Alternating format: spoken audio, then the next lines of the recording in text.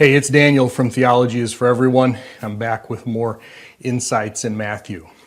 In Matthew chapter 8 and 9, Matthew goes back to the end of chapter 4, where he said that Jesus was doing, basically thousands of miracles, and in every region across Israel and across the Jordan and Gentile territory and Tyre and Sidon and some other places. And he says, let me give you an example of some of the miracles that Jesus was doing. That's what chapters 8 and 9 are about. This was not necessarily exactly when these things happened, after the Sermon on the Mount in chapters 5, 6, and 7. Now we had these series of a couple of dozen miracles. Probably didn't happen that way. Chapters 5 through 9, if we combine them all together and place them at the end of chapter 4, we can see what Jesus' itinerant ministry looked like. He was teaching regularly as he moved around. He was healing people. And Matthew said, let me give you a few examples of some things that Jesus did. And this is important because, again, Matthew's purpose was to present and prove Jesus as the Messiah, the King of the Jews that the Jewish people had been waiting for 1,000 years, couple thousand years almost. And so by saying, here are the miracles, some of the miracles that Jesus did, Matthew tapped back into the Hebrew prophets, the Old Testament, especially in Isaiah. And said, Isaiah said certain things will not be included in the kingdom. Certain things will not be welcome in the kingdom. And so blind people will no longer be blind. The blind will see. The lame will walk. Demons will not possess people.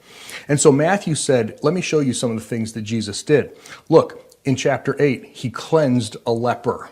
There's no more leprosy in the kingdom. Were there other lepers that were in Israel at this time? Absolutely. Did Jesus heal them all? No, he didn't. But Matthew said, look, he can do this. Who else does this?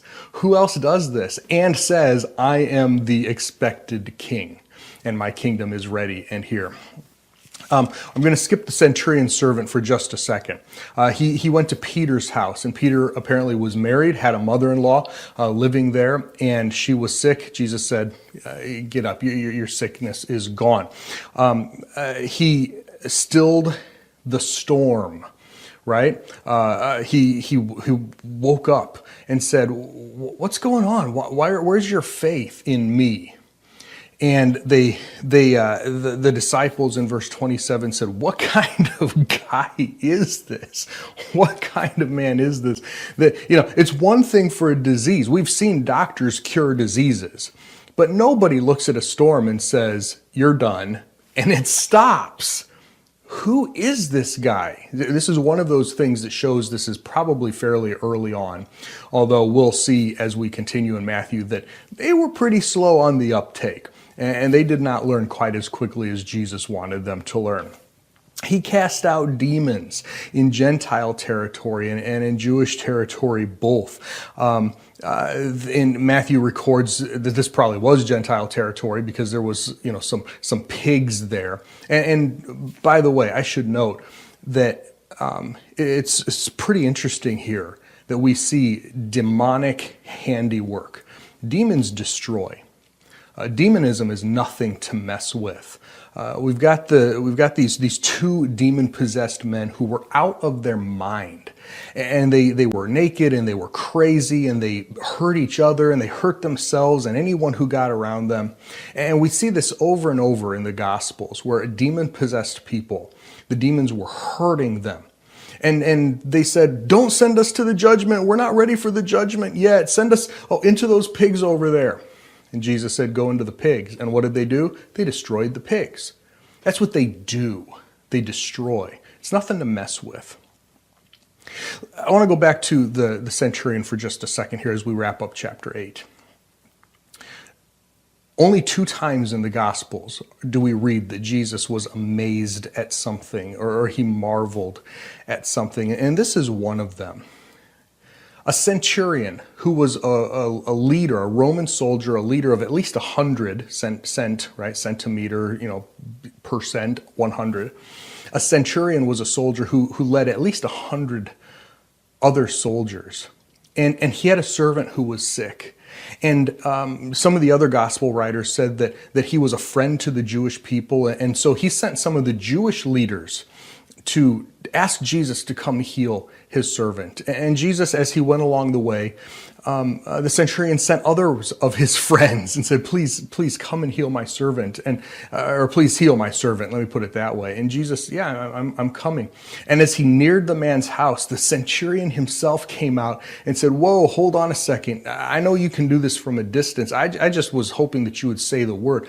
Man, I am not worthy for you to come under my roof. I understand authority, and you have it. And you can do this with just a word. You don't need to come into my house. I'm not worthy. And it says that Jesus was amazed at the man's faith. Now, it wasn't because the man had so much faith. It's because that the man had a proper faith. And his faith was built out of humility. This was a man who understood authority. He understood greatness.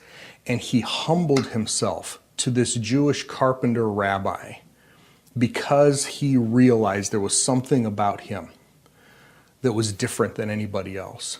Real faith doesn't have to do with quantity.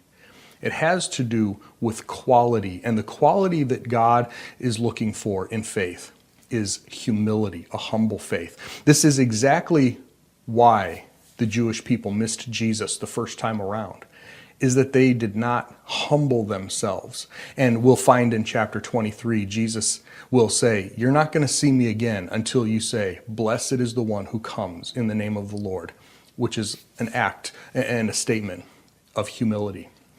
In chapter 9, we'll see a few more miracles, but for now, this is Insights in Matthew 8.